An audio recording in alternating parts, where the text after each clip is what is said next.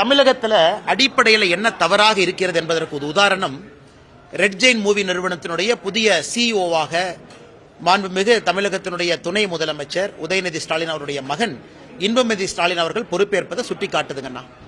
இன்னைக்கு பத்திரிகை துறையில் நீங்க நின்றுட்டு இருக்கிறீங்கண்ணா.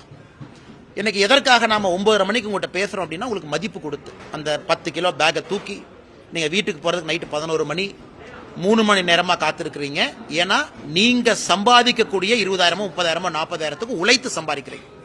ஆனா ஒரு குடும்பத்தில் எதையும் செய்யாம பையன் ஃபுட்பாலுக்காக ஸ்பெயினுக்கு அனுப்பணும், அங்க போய் ஃபுட்பால் விளையாண்டாரு.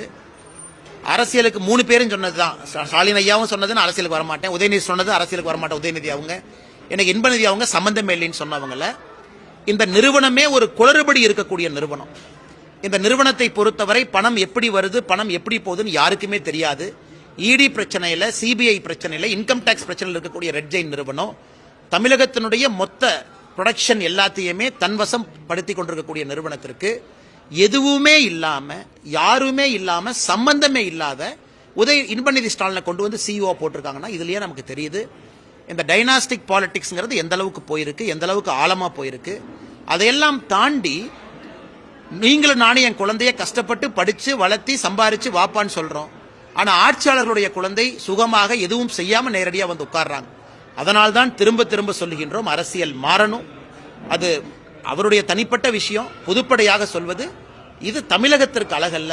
ஆட்சியாளர்கள் தன்னுடைய குழந்தையை இது போல பேக்டோர்ல கொண்டு வருவது அழகல்ல என்பது என்னுடைய தனிப்பட்ட பார்வைங்க.